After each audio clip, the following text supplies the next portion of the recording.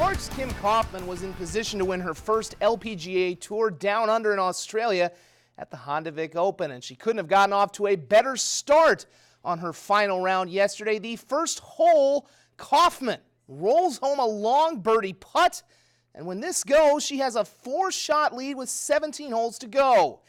That's when things would begin to unravel, though. 2 holes later, after bogeys on 3 and 4, Kaufman appears to hit a good second shot on the par 5 fifth hole, but the ball doesn't agree. It doesn't sit either, and it runs all the way off the green behind a bush, so she was in a lot of trouble. Moments later, she needs this putt just to salvage a bogey and stay tied for the lead, and it won't go. Kaufman never really recovers from there, shooting a 6-over par 78.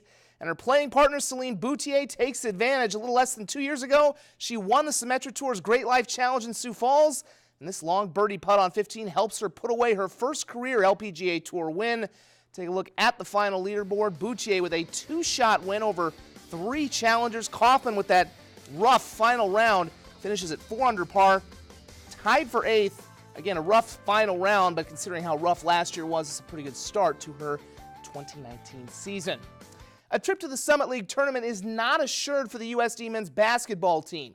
8 of the league's 9 teams qualify for the tournament, and the Coyotes are fighting it out with 4 other teams to secure their spot.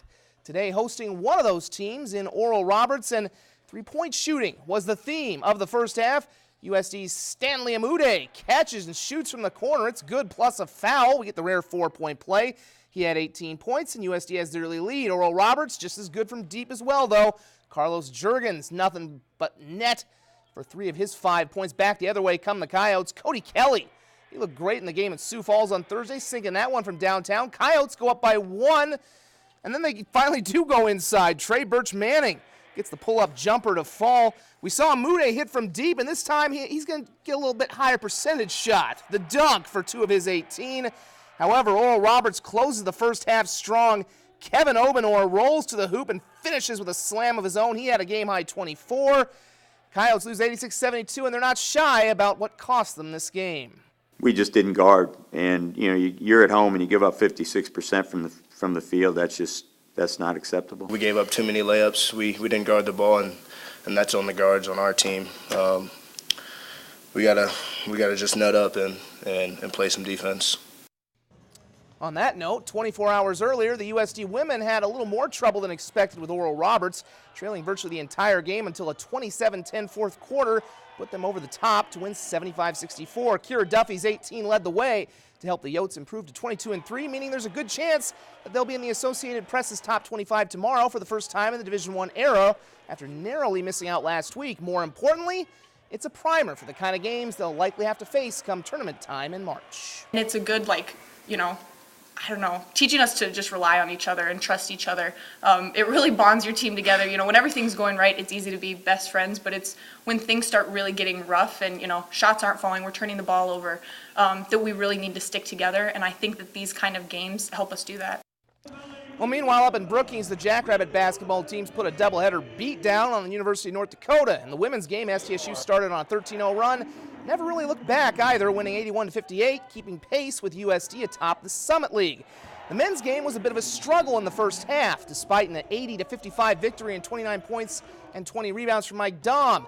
That's because the Rabbits struggled in that opening stanza, going 0 of 15 from three-point range and leading by just 1.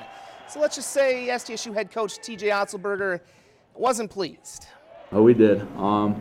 Coach wrote something on the board about it that I won't repeat.